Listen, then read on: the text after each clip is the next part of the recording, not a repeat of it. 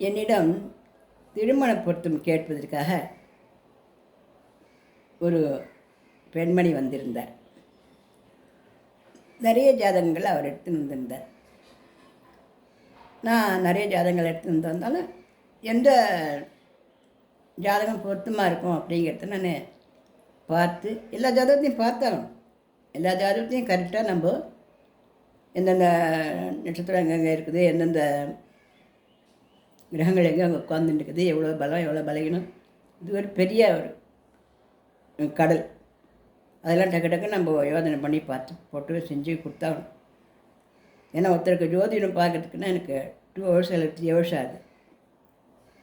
எடுத்த கவுத்துன்னு கிடக்கிறான்னு நான் சொல்லிட மாட்டேன். ஏன்னா அவளுடைய வாழ்க்கை பிரச்சனையை நம்மக்கிட்ட கொடுக்குறாரு. நம்மப்படி எதாவது ஒன்று கிடக்கும்னு சொல்லிட்டோம்னா அப்புறம் அவள் லைஃப்பில் அவள் சந்தோஷமாக இருக்கணும் இல்லையா? அதனால் ரொம்ப யோஜனை பண்ணி ஆராய்ச்சி தான் நான் அதை சொல்லுவேன். எனக்கு அது நேரம் எடுத்துக்கும். அப்படி இருக்கும்போது 4-5 ஜாதகங்களை அந்த பெண்மணி எனக்கு கொடுத்தார். நான் எல்லாத்தையும் பார்த்துட்டே வந்தேன். அதில் நல்லா இருக்கு, நல்லா அமைஞ்ச 2 ஜாதகங்கள் அதில் இருந்தது. அதுலேயும் ஒரு ஜாதகத்தில் இந்த செவ்வாய் கேட்டு கூடியிருக்கிறதுனால சரியானபடியான பலனை எனக்கு எடுக்க வரல. ஏன்னா அது சரியான இடத்துல கூடி இல்லை. அதனால் நான் அப்படியே ஜாதகம் சொல்லும்பொழுது கொஞ்சம் முணமுணுத்து போயினோம் இல்லையோ, அந்த மாதிரி செவ்வாயும் கேதும் கூடி இருக்குது, இந்த சரியான இடத்துல கூடலை. அது அதுதான் இந்த ஜாதகம் வேண்டாம், நல்லாவே இருந்தாலும் கூட இது வேண்டாம் அப்படின்னு சொன்னேன். சரி இதை பாருங்க அப்படின்னு இன்னொரு ஜாதகம் கொடுத்தார். அந்த ஜாதகத்தை பார்க்கும்பொழுது அதுலேயும் செவ்வாய் கேது கூடியதாக இருந்தது. இதை பண்ணலாம் அப்படின்னு சொன்னேன். என்ன மம்மி சொன்னங்க, கொஞ்ச நாளைக்கு முன்னாடி செவ்வாய்க்கு கூடி இருக்குது, அந்த ஜாதகத்தை பண்ணக்கூடாது அப்படின்னு மனமட்டுனுங்க. இப்போ இதுலேயும் செவ்வாய்க்கு எதுவும் கூடி இருக்குது, ஆனால் இதை பண்ணலான்னு சொல்கிறீங்களே. இன்னும் கேட்க போனால் முதல்ல நீங்கள் பார்த்துங்களா, அந்த ஜாதகம் பெரிய பணக்கார பையன், பெரிய வீடு வாசல் பங்களா தோட்டமெல்லாம் இருக்குது, ரொம்ப நல்லா பொண்ணை கொடுத்தா அப்படி ராணி மாதிரி வச்சுப்பா. இது நல்ல பையன் தான், இல்லை ஆனால் இவன் மாத வருமானம் தான் அவனுக்கு. அப்பா அம்மா சொத்து சுகத்தை நம்பி தான் இருக்கான் அந்த பையன். அவள் கொடுத்தாலும் போச்சு, கொடுக்காட்டாலும் போச்சு, இப்படிலாம் சொல்லிகிட்டே போனேன். நான் சொன்னேன், ஜாதக பொருத்துவம் அப்படிங்கிறது உங்கள் பொண்ணு ஜாதகத்துக்கும் இந்த பிள்ளை ஜாதகத்துக்கும் கரெக்டாக டேலியானால் மட்டும்தான் அதை நான் பொருத்தம்னு என்னால் சொல்ல முடியும். மற்றபடி அவளுக்கு வீடு இருக்குதா, இல்லை வாசல் இருக்குதா, இல்லை அந்த வண்ணம் உங்களுக்கு பிடிச்சி போயிடுதா, அல்லது அந்த பொண்ணு அதோட தான் பண்ணிப்பானா, இப்படிலாம் நான் பார்த்துலாம் ஜாதகங்களெல்லாம் என்னால் சொல்ல முடியாது. இந்த ஜாதகத்துக்கு இந்த ஜாதகம் நல்லா பொருந்தும் அப்படிங்கிறத என்னால் கணிக்கிறதுக்கு கடவுளுடைய அனுகிரகத்தினால எனக்கு தெரியுது, என் படிப்புனால். நீங்கள் அவளுக்கு வீடு இருக்குது, வாசல் இருக்குது, அதுலேயும் செவ்வாய்க்கு எது தானே இணைஞ்சிருக்குன்னு கேட்டால் நான் உங்களுக்கு இப்போ ஜோசியமாக சொல்லித்தரணும். அப்போ தான் உங்களுடைய நான் விளக்கம் கொடுத்தா தான் உங்களுக்கு மனசு திருப்தியாகும் இல்லையா அப்படின்னு கேட்டேன். ஆமாம், இதுலேயும் செவ்வாய்க்கிழமை சேர்ந்துருக்கு, அதுலேயும் செவ்வாய்க்கிழமை சேர்ந்துருக்கு, நீங்கள் எந்த செவ்வாய்க்கிழமை வசதிங்கிறப்போ எது மட்டங்கிறீங்க, நீங்கள் ரெண்டுத்துக்கும் ஒரே பலன் தானே வரும் அப்படின்னு கேட்டேன். வராது, ரெண்டுத்துக்கும் ஒரே பலன் வராது.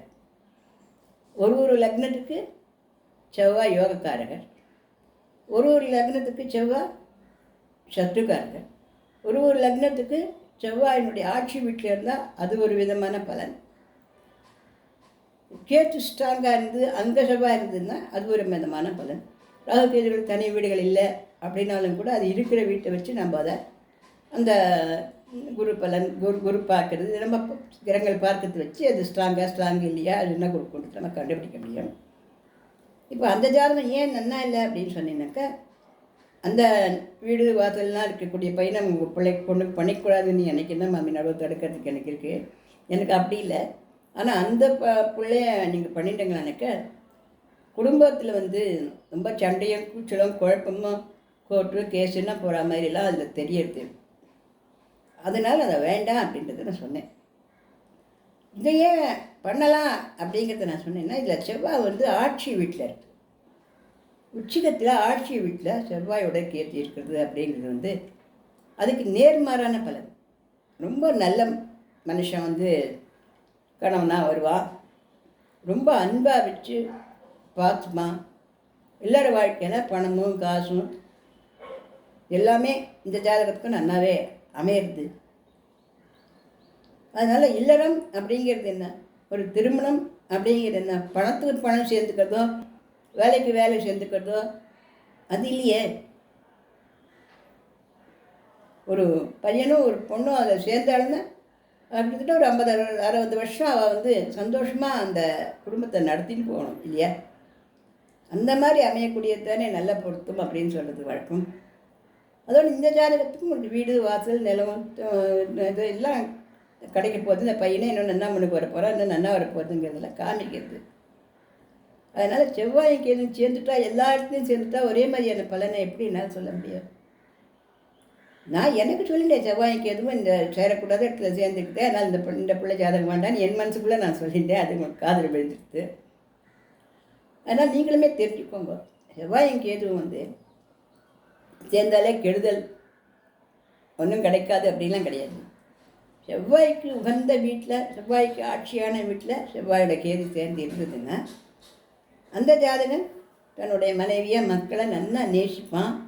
தன்னோட முயற்சினால் ரொம்ப நன்னா வீடு வாசல் பங்களா தோட்டம் தரவு அப்படின்னு நன்னா சம்பாதிச்சு நன்னா கட்டுவான். சுயமரியாதை உடையவனாக இருப்பான்.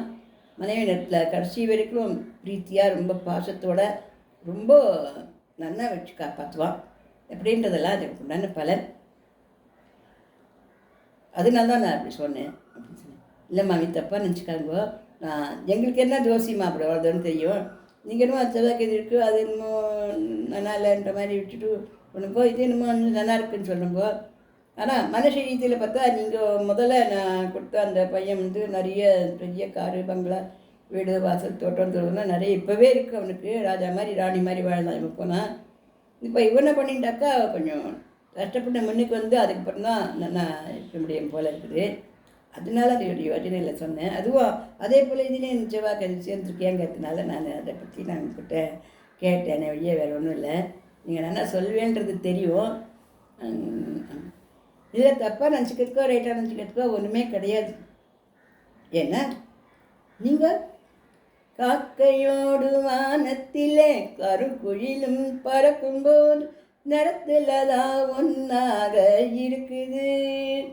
குயில் கூவும் போது காகம் ஓடி போகுது, குயில் கூவும் போது காகம் ஓடி போகுது. கிணத்து தண்ணி நிற்கிது, கடல் தண்ணி கரிக்குது, நிறத்தில் தான் ஒன்றாக இருக்குது.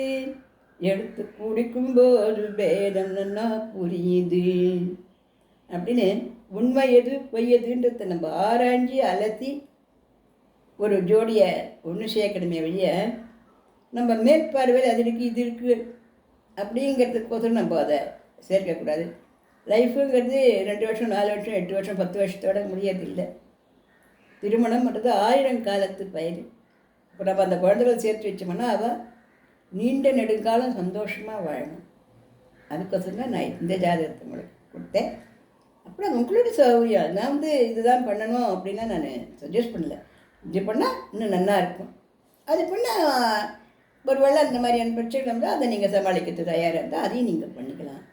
ஐயோ மாமி அதெல்லாம் வேண்டாம், இதுதான் இவ்வளோ தூரம் சொல்கிறேன், நான் இந்த பையன் தான் நான் வந்து பார்க்க போனேன், இன்னும் எந்த பையனும் வந்து பார்க்கறதுக்கெல்லாம் வரல, இனிமேல் தான் நாங்கள் பொறுத்து இருக்குன்னு சொல்லிவிட்டு அதுக்கு உங்கள்கிட்ட கேட்டு தான் நான் அனுப்பணும் அப்படின்னு. நீங்கள் கேட்டதில் எனக்கு எந்த வருத்தமும் கிடையாது. இதுலேருந்து எனக்கு மறுபடியும் இன்னும் ஜோதிடத்தில் புலமை அதிகமாக இருக்குது. கேள்விகள் அதிகமாக தானே பதில்கள் அதிகமாக வரும். அதனால் நீங்கள் சொன்னது வந்து என்ன தப்பாக சொன்னங்கன்னு அர்த்தம் கிடையாது. உங்களுடைய சந்தேகத்தை நீங்கள் கேட்டுக்கணுங்க, அவ்வளோதான். இப்போ வந்து குழம்பு வைக்க தெரியலனாக்கா அந்த குழம்புல ஏன் இந்த புளியை போடுற, ஏன் வெள்ளத்தை போடுற, ஏன் அந்த காரமாக போய்ட்டு அதுக்கு ஏன் துளி கொண்டு வெள்ளம் போடணும் இப்படியே கேட்குறது இல்லையா? அது என்ன தப்பாக நினச்சிக்க முடியும்?